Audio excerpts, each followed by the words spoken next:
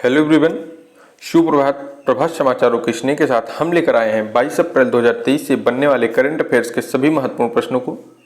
22 अप्रैल 2023 से बनने वाले करंट अफेयर के सभी महत्वपूर्ण प्रश्नों को डिस्कस करेंगे और प्रश्नों से संबंधित जितने भी महत्वपूर्ण पॉइंट बन सकते हैं सभी पॉइंटों को डिस्कस किया जाएगा। तो आइए 22 तारीख के करंट अफेयर्स को हम लोग देखते हैं, जिसमें कि आपके सभी महत्वपूर्ण प्रश्न लिए गए हैं।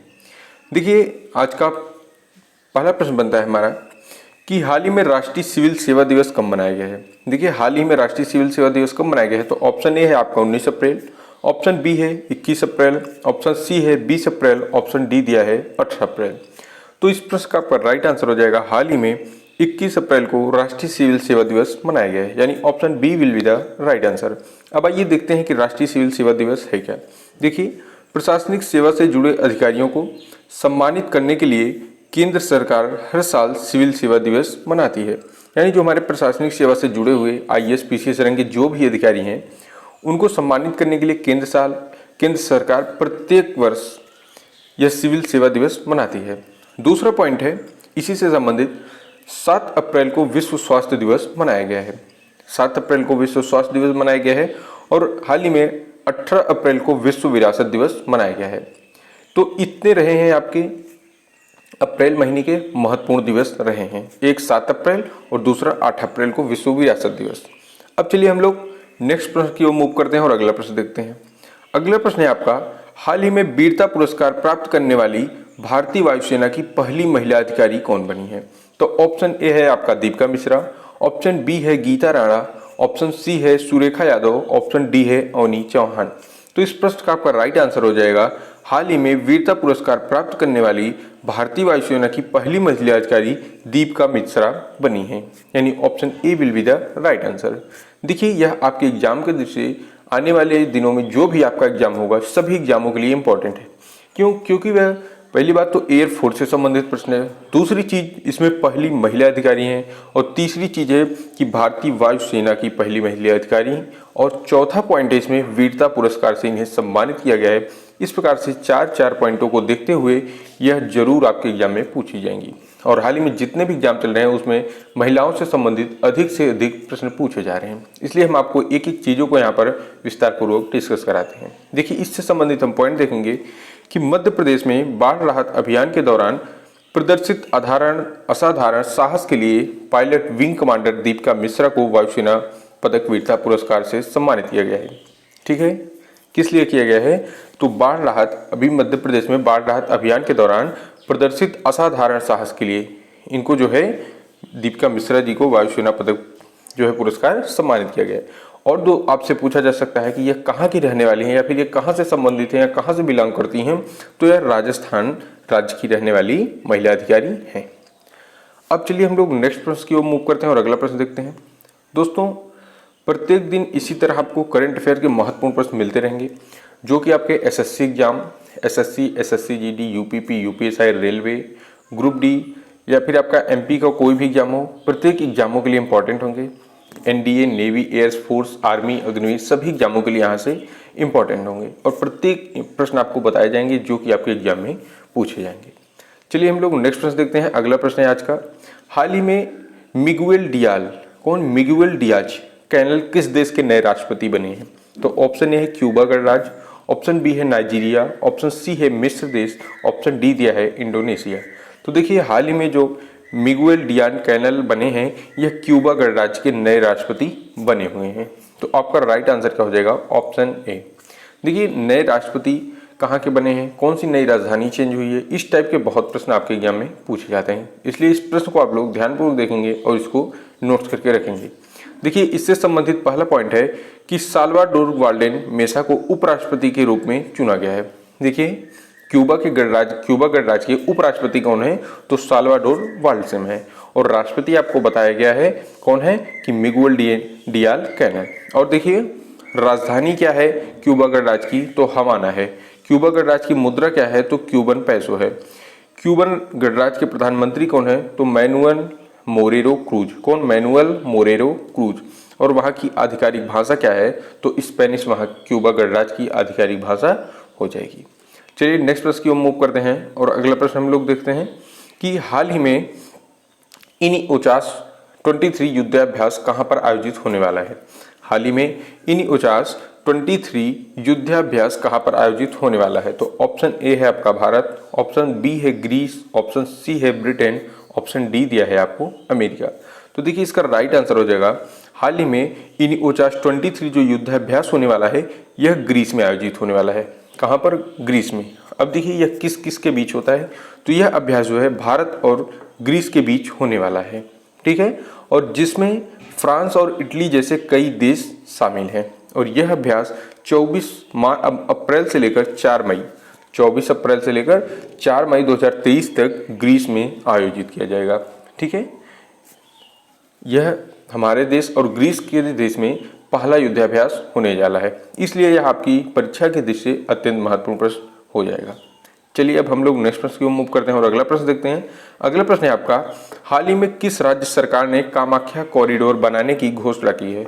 तो ऑप्शन ए है लद्दाख, ऑप्शन बी है मणिपुर, ऑप्शन सी है असम, ऑप्शन डी दिया है आपको तेलंगाना। तो देखिए इसका राइट आंसर क्या हो जाएगा? असम। हाल ही में असम राज्य सरकार ने कामाख्या कॉरिडोर बनाने की घोषणा की है। अब देखिए कि यह कॉरिडोर होता क्या है, जो कामाख्या पर कॉरिडोर बनाया जा रहा है यह होता क्या है? तो इसमें जो है कामाख्या मंदिर के आसपास के स्थानों को डेवलप किया जाएगा। इसमें कामाख्यान देवी मंदिर जो है उसके आसपास के जितने भी क्षेत्र हैं सभी क्षेत्रों को डेवलप कर दिया जाएगा, यानी इनको विकसित किया जाएगा। नेक्स्ट देखिए कि असम की राजधानी क्या है? तो दिसपुर हो जाएगी। असम के वर्तमान मुख्यमंत्री कौन है? हेमंत बिश्व शर्मा है।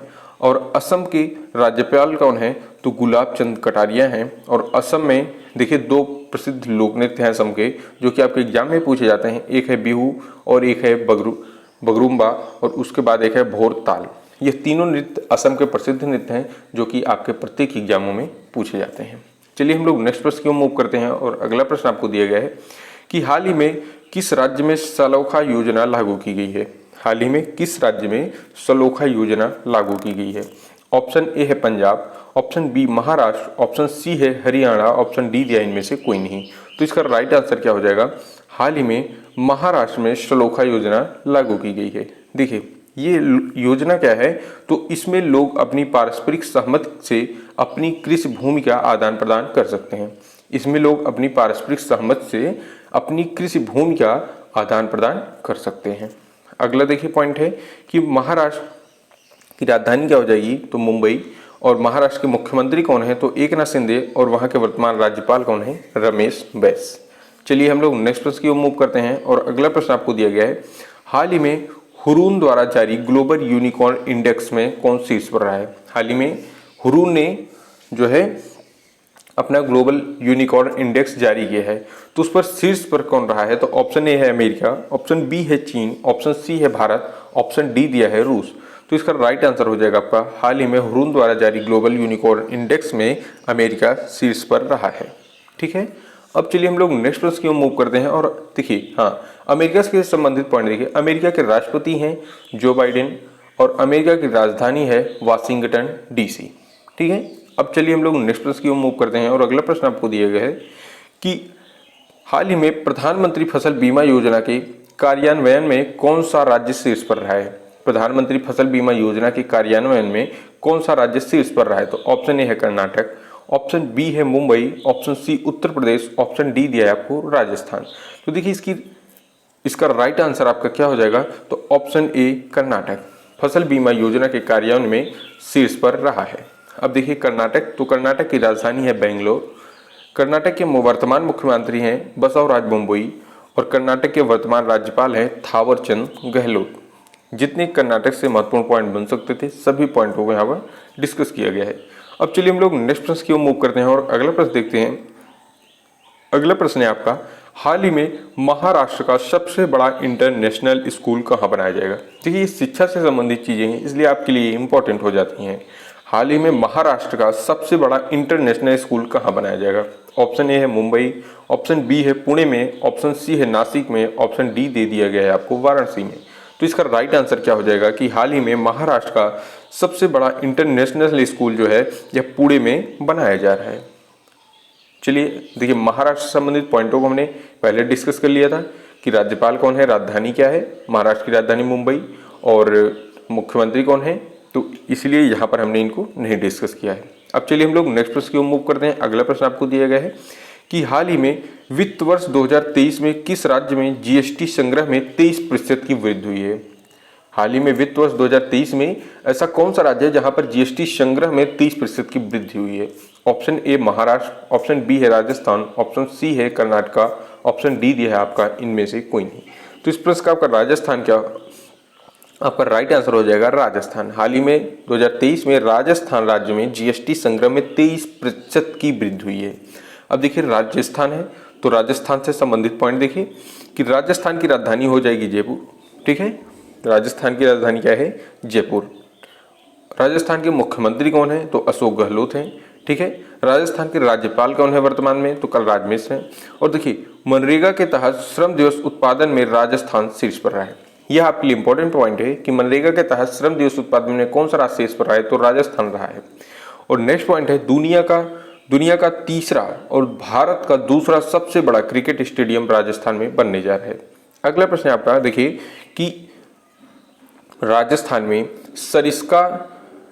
सरिस्का नेशनल पार्क और रणथंभौर नेशनल पार्क स्थित है और मुकुंदा हिल टाइगर रिजर्व भी स्थित है, जो कि आपके एग्जाम में पूछा जाता है। चलिए हम लोग नेक्स्ट प्रश्न देखते हैं और आज का यह लास्ट प्रश्न होगा जिसका आंसर आप लोगों को, जितने भी भैया बहन इस वीडियो को देख रहे हैं, सभी को कमेंट बॉक्स में जरूर बताना है। चाहे आपको जो भी सही लगे उसको बता के जाना है। उसके बाद इसका राइट आंसर आपको नेक्स्ट वीडियो में बताया जाएगा या फिर इसी वीडियो में 12 घंटे के बाद जो है पिन कर दी जाएगी कमेंट बॉक्स में इसका आंसर। देखिए तो अगला प्रश्न है आपका, हाल ही में कहाँ के पहले अश्वेत मुख्य न्यायाधीश रामन विल्सन बने हैं।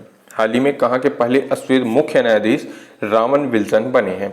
ऑप्शन ए है न्यूयॉर्क, ऑप्शन बी है कतर, ऑप्शन सी है सिएटल, ऑप्शन डी है मैड्रिड। तो इनमें से आपको जो राइट आंसर लगे जो आपको राइट आंसर लग रहा है उसे हमें कमेंट बॉक्स में ऑप्शन को जरूर बताएं। और इसी के साथ ये वीडियो यहाँ पर समाप्त होती हुई दोस्तों, यह करंट अफेयर की वीडियो आपको प्रतिदिन सुबह 8 बजे मिल जाएगी 8 AM पर। और ये सभी परीक्षाओं की दृष्टि से इंपॉर्टेंट है और यहाँ पर जो भी प्रश्न आपको बताए जाएंगे आपके आने वाले एग्जामों में जो पूछे जा सकते हैं उन्हीं से संबंधित प्रश्नों को यहाँ पर बताया जाएगा। तो इसलिए यह वीडियो इसी के साथ यहाँ पर समाप्त होती हुई मिलते हैं हम आपको नेक्स्ट वीडियो में एक नए टॉपिक के साथ। तब तक के लिए जय हिंद, जय भारत।